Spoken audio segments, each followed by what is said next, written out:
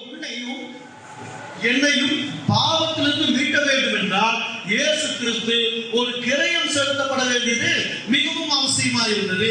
அந்த கிரயம் ஒரு பொன்னினால் அல்ல, அது என்ன, அவருடைய விலையேற பெற்ற பரிசுத்தம் உள்ள ரத்தத்தை கிரயமாய் கொடுத்தார். அல்லேலூயா சொல்லுவாங்க, ஆமென் சொல்லுவாங்க. அப்ப அந்த பரிசுத்தம் உள்ள ரத்தம் உனக்காக எனக்காக ஒரு கிரயம் செலுத்தியார். இப்ப பாருங்க, ஒரு அடிமையை விலைக்கு வாங்க முடியுமா? முடியாது. ஏன்னா அடிமைகிட்ட பணம் இருக்கா? ஏன்னா பணம் இல்லாதனால அவன் வேற அடிமை. இப்ப ஒரு அடிமையை விலைக்கு வாங்க முடியாது. ஒரு பணக்காரன் ஒரு அடிமையை விலைக்கு வாங்க முடியும். விலைக்கு வாங்குவது என்றால் அவன் ஒரு கிரயம் செலுத்தி, அல்லேலூயா அல்லேலூயா. இப்ப அவன் விலைக்கு வாங்கணும்னா ஒரு கிரயத்தை செலுத்தி அந்த அடிமையை என்ன பண்றாங்க, விலைக்கு வாங்குகிறான். விலைக்கு வாங்கணும்னு அடிமைகிட்ட போய் எல்லாத்தையும் கெஞ்சிக்கிட்டு இருப்பானா? கெஞ்சிட்டு இருக்க மாட்டான். இப்ப அடிமை கிட்ட இவன் சொல்றதெல்லாம் இந்த அடிமை செய்வான். இப்ப இந்த அடிமை யாருக்கு சொந்தமாயிட்டான்? மீட்கப்பட்டவனுக்கு சொந்தமாயிடாது. அதே போலதான் இயேசு கிறிஸ்து தம்முடைய சொந்த ரத்தத்தை கிரயமாய் கொடுத்து உங்களை என்ன பண்ணிட்டாருங்க சொல்லுவாங்க, வேலைக்கு வாங்கிட்டாருங்க. வேலைக்கு வாங்கியாச்சு. நாமெல்லாம் கிரயத்துக்கு கொல்லப்பட்டவர்கள். அப்பதான் ஆண்டவர் ரத்தத்தை சிந்தினதால்தான் ரோமர் புத்தகத்தில் சொல்லுகிறார் 8ஆம் வசனம் 8ஆம் அதிகாரத்துல, இவர்களை நான் ரத்தத்தினாலே நீதிமானாய் மாற்றினேன். ரோமர் 8:31 படிக்குமா, 30 படிக்குமா? ரோமர் 8:30 வேகமா. எவர்களை முன்குறித்தாரோ அவர்களை அழைத்தும் இருக்கிறார். எவர்களை அழைத்தாரோ அவர்களை நீதிமானாக்கிறார். ஹல்லேலூயா சொல்லுவோமா? ஹல்லேலூயா. பாருங்க, உங்களை என்னையும் ரத்தத்தை சிந்தி அழைச்சு என்ன பண்ணிட்டாருங்க, நீதிமானா மாத்திட்டாராமா. ரோமர் புத்தகம் 5ஆம் அதிகாரம் 9ஆம் வசனம். இப்படி நாம் அவருடைய ரத்தத்தினாலே நீதிமானாக்கி கோபாக்கினிக்கு நீங்களாக்கி அவராலே நாம் ரட்சிக்கப்படவும் அதிக நிச்சயமாமே. அப்ப அவருடைய ரத்தத்தினாலே அவருடைய கோபாக்கினி, பிதாவின் கோபம், பிதாவுடைய எரிச்சல் நம்ம மேல இருக்கு. ஏன்னா இந்த பிள்ளைகளை படிச்சுட்டு இப்படி பாவம் செஞ்சுட்டாங்க, கோபம் இருக்கு. இந்த கோபத்தை அவருடைய ரத்தத்தை சிந்தி இந்த கோபாக்கிலிருந்து நம்மளை நீங்களாக்கி நிற்கிறார். இன்னைக்கு நானும் நீங்களும் நீதிமானாய் மாறுவதற்கு காரணம் என்னங்க? தேவன் நமக்காக ரத்தம் சிந்தினோம். அப்ப நாம இது என்ன சொல்லக்கூடாது? பாவி என்று சொல்லக்கூடாது. சர்ச்சில் போய் உட்கார்ந்துட்டு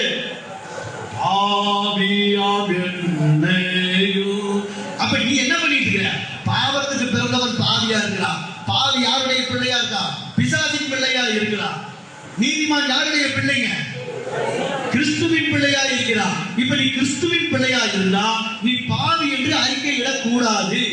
இது மகத்தான ஒரு தவறை இன்னைக்கு நிறைய நடைமுறை வாழ்க்கையில நடந்துகிட்டு இருக்கு. எங்க போனாலும் பாவி நெஞ்சில் இருக்கிறது. நான் பெரும்பாதியாமா, அது கொடுமையான பாவின்னு சொல்லி எல்லாம் ஜெபம் இருக்குது. சோ இந்த மாதிரி பாவிகளுக்குரியவர்கள் நீங்கள் அல்ல. ஏன்னா நீங்க பாவின்னு நீங்க ஏற்றுக்கொண்டா இயேசு கிறிஸ்து ரத்தம் சிந்தி உங்களை கிரயத்துக்கு மீட்டது அத்தனை பாடுகளும் வீணா போயிடும். அப்ப தேவன் உங்களை முன்குறித்தது, என் பிள்ளைகளை நான் என் ரத்தத்தினாலே கழுவி அவர்களை நீதிமானாய் மாற்றி என் பிதாவானவர் நீதிமானுக்குரிய ஆசீர்வாதம் எல்லாம் என்ன வச்சிருக்கிறாரோ அதெல்லாம் என் பிள்ளைகள் சுதந்திரித்துக் கொள்ளணும். ஆகவே என் பிள்ளைகளுக்கு அந்த நீதிமான்கிற பதவியை நான் கொடுக்கணும்னு சொன்னாரு. இன்னும் பாருங்க, அவரு ரத்தத்தில மாத்திரம் உங்களை நீதிமானாக்கல. தீத்து புஸ்தகம் 3ஆம் அதிகாரம் 6ஆம் வசனத்தை வாசிக்க கேட்போம். தீத்து 3ஆம் அதிகாரம் 6ஆம் வசனம். தம்முடைய கிருபையினாலே நாம் நீதிமானாக்கப்பட்டு நித்திய ஜீவன் உண்டாகும் என்கிற நம்பிக்கை சுதந்திரத்தக்கதாக அவர் நாம் தமது இரட்சகராகிய இயேசு கிறிஸ்து மூலமாய் அந்த பரிசுத்த ஆவியை நம்மேல் சம்பூர்ணமாய் பொழிந்தருளினார். இப்ப பாருங்க, கிருபையினாலே நீதிமானாக்கி இருக்கிறார். அப்போ தேவன் அழைத்து நீதிமானாக்கி இருக்காரு. சொல்லுங்க, என்னை அழைத்து நீதிமானாக்கி இருக்காரு. அப்புறம் அவருடைய ரத்தத்தினாலே என்னை நீதிமானாக்கி இருக்காரு. அவருடைய கிருபையினாலே என்னை நீதிமானாக்கி இருக்காரு. என்னைக்கு நீங்க இதை ஏற்றுக்கொள்றீங்களோ அன்னைக்குதான் நீதிமானுக்குள்ள அனைத்து ஆசீர்வாதமும் உங்க வீடு வந்து சேரும். எத்தனை பேருக்கு நீதிமானுடைய ஆசீர்வாதம் தெரியும்? கைகளை நல்லா உற்சாகம். நீதிமானுக்குன்னு வச்ச ஆசீர்வாதம் எனக்கு தெரியும் சொல்றவங்களா தூக்குங்க. நான் டக்குன்னு எந்திரிச்சு சொல்லுங்க போச்சு. இதுக்குன்னு நாளை இல்ல நீங்க சொல்ல வேண்டாம். அவைக்குரிய சகோதரி தாய் எல்லா மாணவர்களும் எந்திரிச்சு நின்றாங்க. நான் சொல்றேன் அவங்களோட போட்டீங்க. ஆமா, இல்லைன்னா அவங்க மரமர நல்லா உடிச்சுட்டு போயிடுவாங்க. சரி நீங்க சொல்ல வேண்டாம், ஆனா தெரிஞ்சு வச்சுக்கோங்க. தயவுசெய்து வீட்டுல போய் நீதிமொழிகள் புஸ்தகம் 10ஆம் அதிகாரத்தை எடுத்து நல்லா வாசிங்க. நீதிமான்கள் ஆசீர்வாதம். என்னைக்கு எத்தனை பேர் இப்ப நீங்க நீதிமான் ஒத்துக்கிட்டீங்க? எத்தனை பேர் ஒத்துக்கிட்டீங்க? தைரியமா சொல்லுவாங்க, நான் நீதிமான். நீ என்ன சொல்றது அப்படிங்கிறத கை தூக்கு பார்த்தா. ஓ, நிறைய தூக்க மாட்டேங்கிறவோ பாதி தூக்கிடுச்சு. இன்னும் ஒரு 5-6 தூக்கல. அப்ப இன்னும் ஸ்டில் பாதியில் இருக்காங்க. ஓ, இங்க 2 பாதி இருக்கா? ஓகே, இப்ப பாதி தான். சரி, இப்ப பாதிங்கிறவங்க தூக்கு வரா. என்னது 2க்குமே தூக்க மாட்டேங்குது. ஏதாவது ஒண்ணுக்காவது அசைஞ்சு கொடுங்க. ஏதாவது ஒரு லாட்டி சீட்டா வாங்க. ஆமா, அப்ப எளிய பாவின்னு ஒத்துக்காம இருந்தாரு. பாவிக்குரிய ஆஸ்தி எல்லாம் என்ன தெரியுங்களா? கலாத்தியர் 5ஆம் அதிகாரம் தான். அதெல்லாம் வீட்டுல வந்து பாத்துக்கணும். நீதிமானுக்குள்ள ஆசீர்வாதம் என்ன தெரியுங்களா? அநேகம் உண்டாகும். நீதிமானுடைய ஆசீர்வாதம் அநேகம் உண்டாகும். அநேகப்பா அதெல்லாம் படிச்சு பாத்தீங்கன்னா டெய்லி கை வச்சு ஜெபம் பண்ணுங்க. நீதிமொழிகள் 10ஆம் அதிகாரத்தை எடுத்து டெய்லி கை வச்சு ஜெபம் பண்ணி எடுத்துங்க. எடுத்து மூஞ்சிட்டு அப்படிங்க. என்ன ஆசீர்வாதம் வந்து சேரும், கட்டாயமா வரும். நீதிமொழிகள் 10ல போய் பார்த்தீங்கன்னா நீதிமானுடைய சிரசின் மேல் ஆசீர்வாதம் தங்குமாமா. நீதிமானுடைய வாசற்படியில் ஆசீர்வாதம் தங்குமாமா. நீதிமான கூடாத சந்தோஷம் என்னென்னைக்கு நிலைத்திருப்பாமா. நீதிமானுடைய அப்பமும் தண்ணீர் ஆசீர்வதிக்கப்பட்டு இருக்குமாமா. நீதிமானுடைய என்ன இருக்கு? நீதிமான் பசினால் வந்து விடாது. அப்புறம் என்ன ஆளுங்க கம்பெனி பார்த்துருக்கீங்க. கம்போட்ட போய் நீ காட்ட கிச்சன் தானே. நீதிமானுடைய வாய் சுத்த வெள்ளி. வேற நீதிமானுடைய வாய் ஜீவ ஊற்று. அப்புறம் பிரிமானிகளை பேசும். அப்புறம் நீதிமானுடைய வாய் ஞானத்தை வெளிப்படுத்தும். எங்க ராபர்ட் பிரதர் சைலண்டா இருக்கீங்க? அவர் தான் எல்லாம் நோட் பண்ணி வச்சிருந்தேன். நீதிமான் என்று அசைக்கப்படுவதில்லை. அப்ப இத்தனை யாருக்காக வச்சிருக்கீங்க? நீதிமானுக்காக வச்சிருக்கீங்க. நல்லா தெரிஞ்சுங்க, இத்தனை நீதிமானுக்காக வச்சிருக்கீங்க. ஃபர்ஸ்ட் வேதத்தை நாம் வாசித்து வேதத்தை சுதந்திரிக்க பழகணும். வேதத்தை என்னைக்கு சுதந்திரிக்க பழகலையோ இது வெறும் புஸ்தகம் தான். ஆனா இதுல இன்னொரு பேர் கொடுத்தாங்க, ஜீவ புஸ்தகம். அப்படின்னா என்ன இருக்கு? இந்த புஸ்தகத்துல ஜீவன் இருக்கு. அப்ப இந்த வசனங்களை நீ எடுத்து ஆளுகைக்கு எடுக்கும் பொழுதுதான் உனக்கு ஆசீர்வாதம். நீ இன்னும் போய் தயவு செய்து உட்கார்ந்துக்கிட்டு அங்கே பாவியான் பெரும்பாலின்னு சொல்லிட்டு தள்ளிட்டு இருக்காங்க. நீ போய் அங்க முழங்காது, ஆண்டவரே நீர் என்னை நீதிமான் ஆக்கி இருக்கிறீர்கள். ஆண்டவரே, இந்த நீதிமானுக்கு நீ வைக்கப்பட்ட சகல ஆசீர்வாதத்தையும் நீர் எனக்கு தந்திருக்கும். ஆண்டவரே, நான் அதை எடுத்துக்கொள்கிறேன் சொல்லுங்க. தந்திருக்கு கேட்காதீங்க. கேட்கிற அளவுக்கு அவர் என்னைக்கு வைக்கிறேன். நான் மத்தியானம் சொல்றேன், 2 காரியங்கள் உங்களுக்கு வைக்கப்பட்டிருக்கிற மத்தியானம் நான் விளக்குறேன். இப்ப மீட்புனா என்னன்னு மட்டும் தெரிஞ்சுக்கங்க. மத்தியானம் மீட்கப்பட்டவர்கள் என்ன செய்யணும்னு சொல்றேன். அப்போ வேதத்தின் அடிப்படையில நமக்கு ஒரு கிரயம் செலுத்த வேண்டியது அவசியமாக இருந்தது. இப்ப பாருங்க, இவர் கிரயம் செலுத்தினோட என்ன ஆயிடுச்சுங்க? கிரயம் செலுத்துவதற்கு முன்பாக உங்களுக்கும் தேவனுக்கு என்ன இருந்துங்க? ஒரு பெரிய தடை சுவர் இருந்தது. ஒரு கையில் சொல்லுவாங்க, ஒரு பெரிய தடை சுவர். ஒரு பெரிய தடை சுவர் எப்பங்க? இயேசு கிறிஸ்து மரிக்கிறதுக்கு முன்னாடி. இப்ப இயேசு கிறிஸ்து மரித்த அந்த ரத்தத்துல சிந்துனோட என்னாச்சு? இந்த தடை சுவரை ஒரு உதவத்தால் நடந்துச்சு. நரகமானவருக்கு போனாராமா, அதனுடைய திறவுகோலை எடுத்தாராமா, அதை ராஜரீகம் பண்ணினாராமா, அதை ஆளுகைக்கு எடுத்தேங்கிறார். அவர் ஜெயக்கொடியோட வந்தாராமா. எத்தனை சுருவத்தை பார்த்திருப்போம். ஸ்கூல்ல மியூசிக் போட்ட மட்டும் கை தட்டிருக்க. அப்படியே ஒரு ஸ்கூல்ல போனீங்கன்னா ஒரு மேல ஒரு மூளையில ஒரு பையனை நிக்க வச்சு ட்ரெஸ் எல்லாம் போட்டு டமார் ஒரு பட்டாசு வச்சு லைட் போட்டோட. ஆனா எங்க பிரமாம செட்டப் பண்ணியிருந்தாங்க. அதை மட்டும் சின்ன என்ன வார்த்தைகளை சுதந்திரித்து பழகிக் கொள்ளுங்க. அப்ப தேவன் என்ன பண்ணிட்டாரு? இந்த தடை சுவரை ரத்தம் சிந்தி நீக்கி உனக்கு அடிமைங்கிற ஒரு ஸ்தானத்துல இருந்து உன்னை என்ன பண்ணிட்டாரு? சொல்லுவாங்க, என்ன பண்ணிட்டாருங்க? மீட்டெடுத்தார்.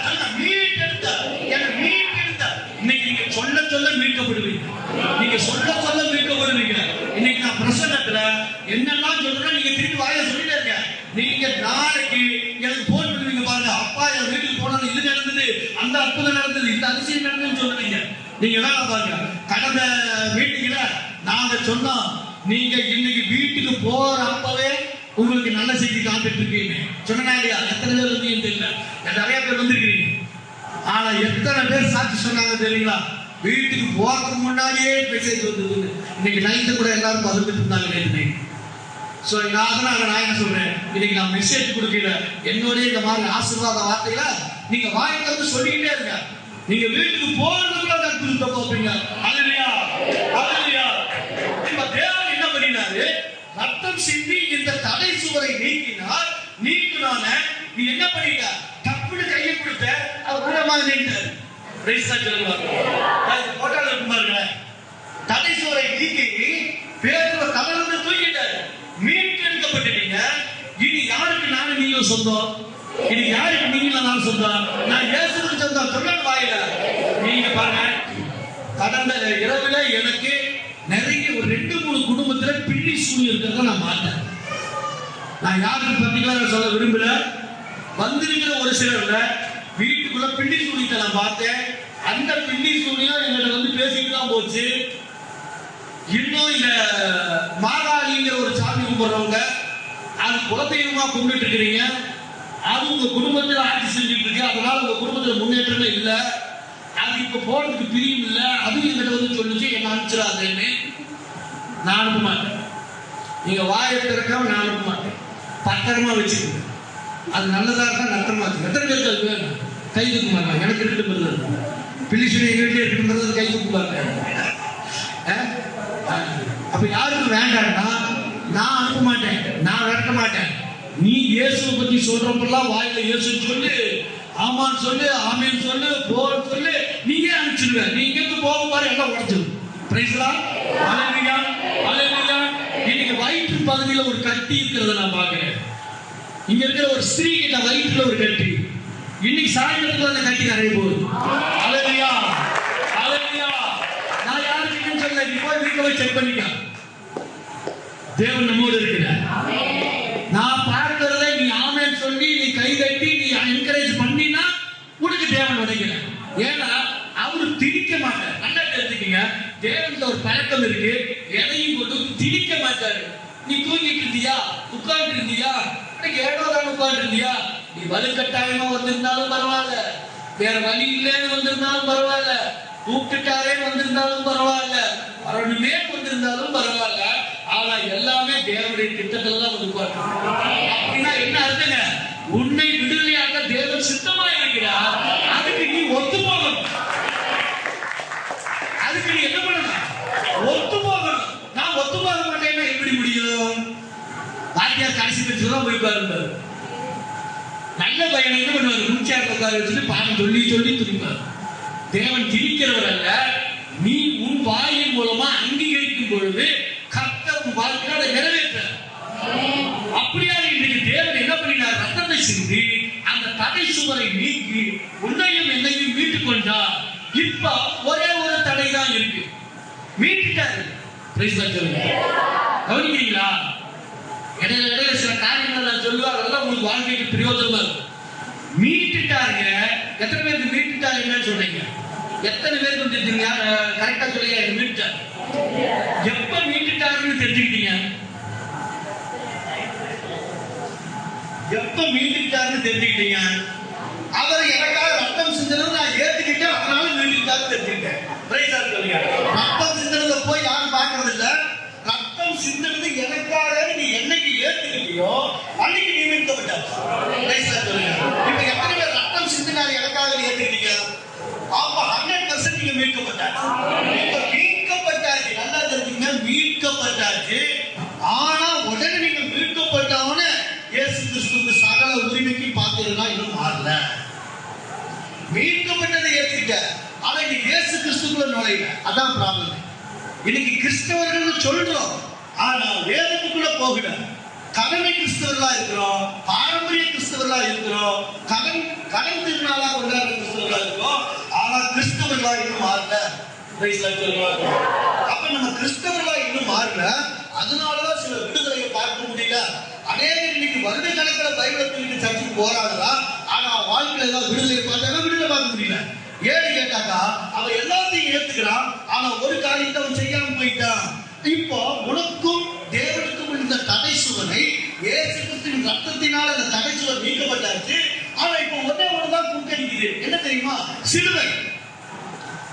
சிலுவை ஒரு தடையா? லேசான சொல்லுங்க, லேசான.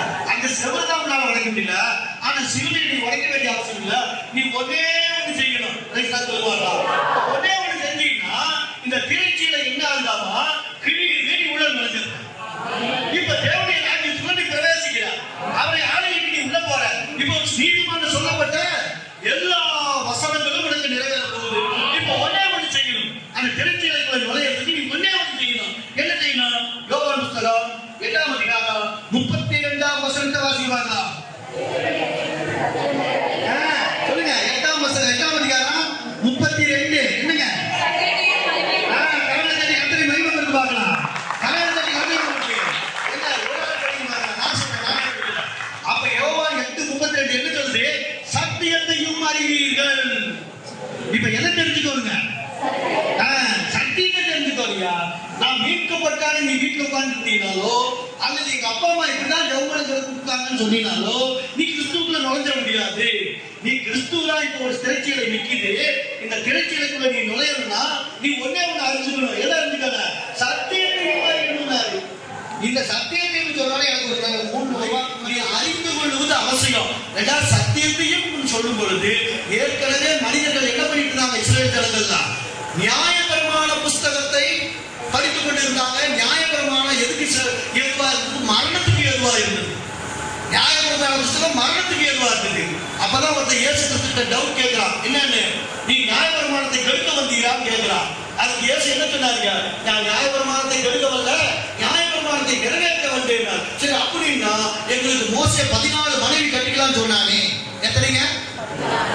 சாலமோனுக்கு எத்தனை இருக்கு தெரியுமா? உங்களுக்கு சாலமோனுடைய மனைவி எத்தனை பேருக்கு தெரியுங்க?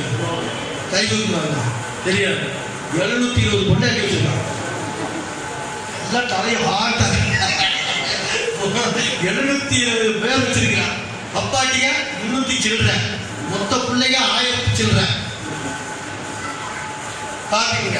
சோ இதெல்லாம் நியாயபரமான காலத்துல வந்து இருக்குது. ஹலோ, உடனே நீங்க பிளான் பண்ணிடாதீங்க. அதெல்லாம் நியாயபரமான காலத்துல வந்து இருக்குது. இந்த நியாயபரமான காலத்துல வந்தப்போ இவர் வந்து நீ செய்யாதாங்கிறாரு. செய்யாதேன்னு சொன்னது எப்படி சொன்னாரு? தேவன் ஒருவனுக்கு ஒருத்தி தானே படைத்தாரு, ஆணுக்கு ஒரு பெண்ணுங்கிறது தான் படைத்தாரு. தவிர அவர் 2 பேரும் படைக்கிறான்னு சொல்ல போகுது. அப்படின்னா நீ மோசையோட நியாயபரமானதை கெடுக்கிறியாதா? அதே மோசை ஏன் சொன்னாரா? உங்க இருதயத்தின் கடினத்தை நிமித்தம் தாக்கா சொன்னா. ஆனா பட் அது நியாயம் இல்லைங்கிறாரு. இப்ப எதை திருத்துறாரு? நியாயபரமானதை திருத்துறாரு. நீ செஞ்சுட்டு இருக்கிறது தப்புடா.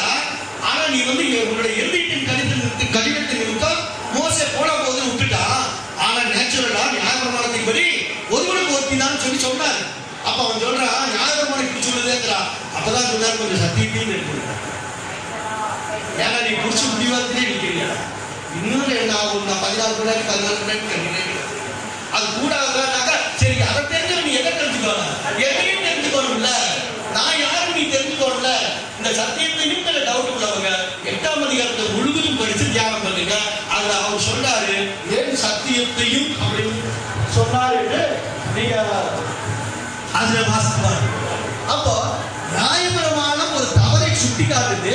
அது நியாயபரமான மரணத்துக்கு எதுவா இருக்கிறதுனால நீ சத்தியத்தையும் தெரிஞ்சுக்கோ. ஏன்னா நான் இப்போ ஒரு புது சத்தியமா வந்திருக்கேன். ஒருவன் எனக்குள்ள இருந்தா அவன் என்னவா இருக்காங்க? நியாயபரமானத்தின் படி 14 கொண்டாடி கட்ட மாட்டான். நீங்க எத்தனை பேர் கட்டிருக்கோம்?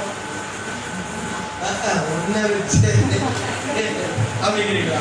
அப்படி நம்மளாம் அருமையா தான் நடத்துவோம். ஏன்னா நம்ம கிறிஸ்துவுல புது சக்தியா இருக்கிறதுனால நாம சந்தோஷமா இருப்போம், சமாதானமா இருப்போம் இல்லைங்களா? அப்போ தேவன் ரத்தத்தை சிந்தி உங்களையும் என்னையும் மரணத்திலிருந்து அதாவது மீட்கப்பட்டு இன்னைக்கு அவர் நம்மளை கர்த்தருக்குள்ள கலிகூறும்படியாக செய்திருக்கிறார். வெளிப்படுத்தும் புஸ்தகம் 5ஆம் அதிகாரம் 9ஆம் வசனம் வேகமா படிக்கிறார். புஸ்தகத்தை வாங்கவும் அதில் முத்திரைகளை உடைக்கவும் பாத்திரராய் இருக்கிறீர். ஏனெனில் நீர் அடிக்கப்பட்டு சகல கோத்திரங்களிலும் பாஷைக்காரரிலும் ஜனங்களிலும் ஜாதிகளிலும் இருந்து எங்களை தேவனுக்கென்று உம்முடைய இரத்தத்தினாலே மீட்டுக் கொண்டு எங்கள் தேவனுக்கு முன்பாக எங்களை ராஜாக்களும் ஆசாரியர்களும் ஆக்கினீர். நாங்கள் பூமியிலே அரசாளுவோம் என்று புதிய பாட்டை பாடினார்கள்.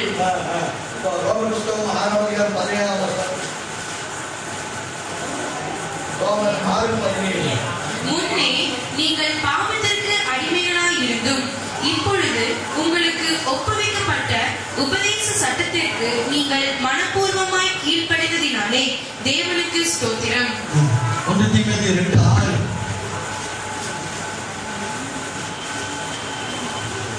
இவைகளை சிலர் நோக்காமல் வீண் பேச்சுக்கு இடம் கொடுத்து விலகி போனார்கள். இப்ப பாருங்க, இதெல்லாம் இந்த வசனங்கள்லாம் எதை குறிக்குதுன்னாக்கா, நமக்கு தேவன் ரத்தத்தை சிந்தி நாமளை மீட்டுக் கொண்டார் என்பதற்கு ஆதார வசனங்கள். இன்னும் எழுதிக்கீங்க, எழுதி வீட்டுல போய் தியானிங்க. 1 பேதுரு புஸ்தகம் 1ஆம் அதிகாரம் 18-19. 1 பேதுரு 1ஆம் அதிகாரம் 18-19. 1